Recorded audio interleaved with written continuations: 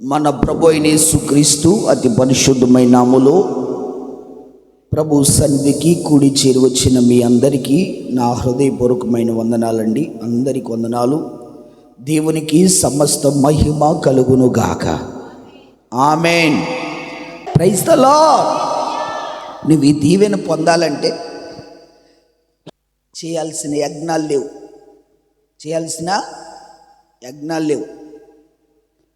చేయాల్సిన యజ్ఞ పశు బలి అర్పించాల్సింది అంతకంటే లేదు.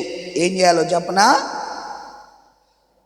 ఆయన నిన్ను దీవిస్తాడు అని చెప్పాను కదా. ఎలా?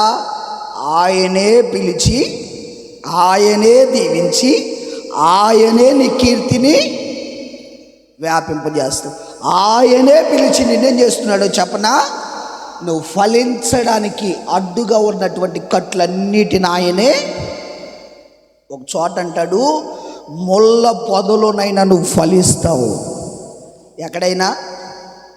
ఎక్కడున్నా అబ్బా, దేవుని ఆశీర్వాదం చూడండి. ఆయన దీవిస్తే ఎలా ఉంటుందో మీరు ప్రార్థన చేయండి.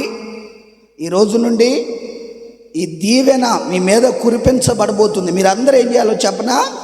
ప్రతిరోజు ఈ మాట మనసులో పెట్టుకొని ప్రార్థన చేయండి. అయ్యా, మా సేవకుల ద్వారా మీరు దీవిస్తారని మాట్లాడారు కదా, మా కుటుంబాలలో దీవెన కలగాలి.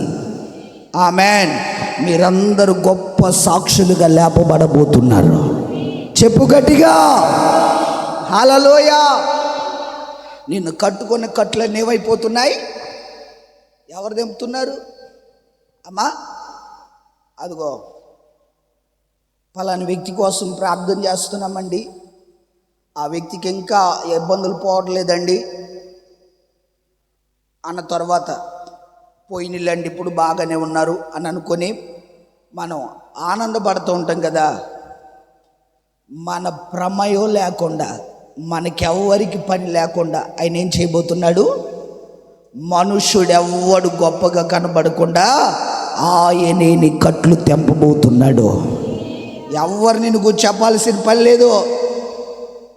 ఎవరికి అవసరం లేదు. దగ్గరకు వచ్చి నీ బాధలు పోతాయని చెప్పడానికి అవసరం లేదు. నీ దేవుడు నడుము కట్టుకోబోతున్నాడు నీ కొరకు పట్టజాలనంత విస్తారమైన సమృద్ధి కురిపించబోతున్నాడు ఆయన. హల్లెలూయా.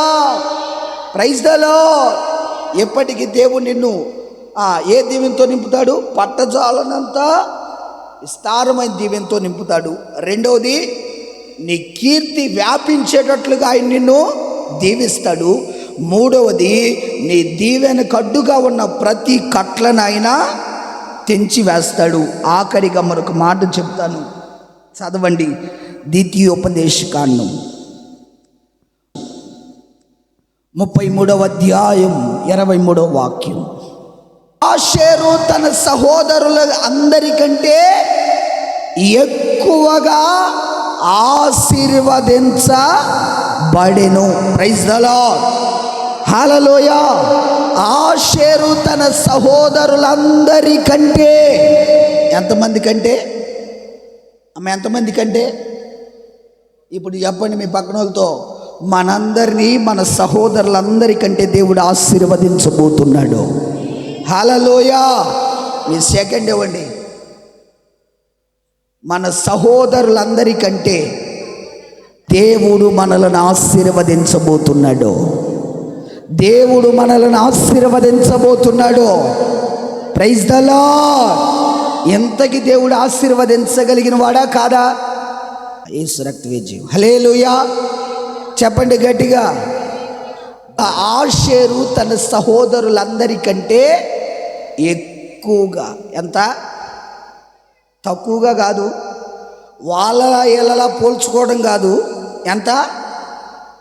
ఎక్కువగా. అందుకే కొన్నిసార్లు కొంతమంది ఏమంటారు చెప్పనా? మేము వాళ్ళలాగుంటే బాగుంటుందండి, వాళ్ళలాగా దీవించబడితే బాగుంటుందండి, వాళ్ళలా ఆశీర్వదించబడితే బాగుంటుంది. వాళ్ళు అన్నంతకాలం నీలో ఏవి ఉండదు. మరి ఏం చేయాలా? వారందరికంటే దేవుడు నన్ను హెచ్చుగా హెచ్చించబోతున్నాడు. నన్ను ఎక్కువగా ఆయన ఏం చేయబోతున్నాడు? ఆశీర్వదించబోతున్నాడు. Praise the lord.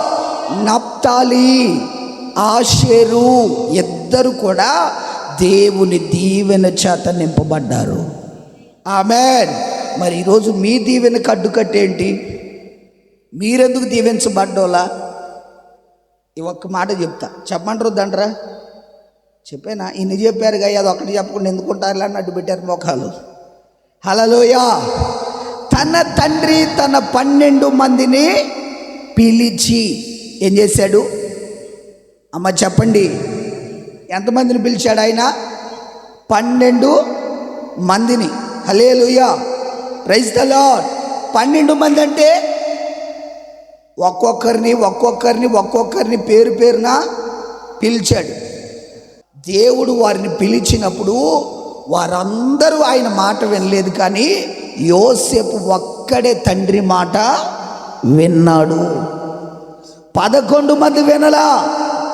మా నాయన అంతే చెప్తారు. మా నాయనకి ఏముంది కథ, పిచ్చుంది అనుకున్నారు. గొప్ప సంగతి చెప్పనా? తండ్రి ఆశీర్వదించకుండా కొడుకు ఆశీర్వదించబడడం అసంభవం. హల్లెలూయా. 12 మందిని పిలిచిన ఒకడే వచ్చాడు, యోసేపు. యోసేపు వస్తే యోసేపుని తండ్రి పూర్ణంగా ఆశీర్వదించేస్తున్నాడు. బాబు, నువ్వు ఫలించడి ద్రాక్షావళిగా మారబోతున్నావు. హల్లెలూయా.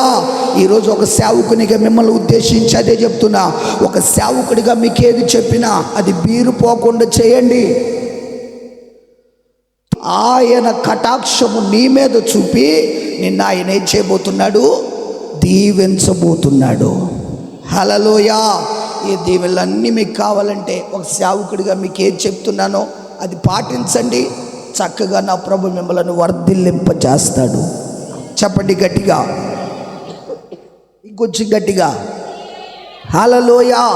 కనుక ప్రియమైన వారులారా, నా ప్రభు ఈ మనందరినీ విస్తారముగా దీవించునుగాక.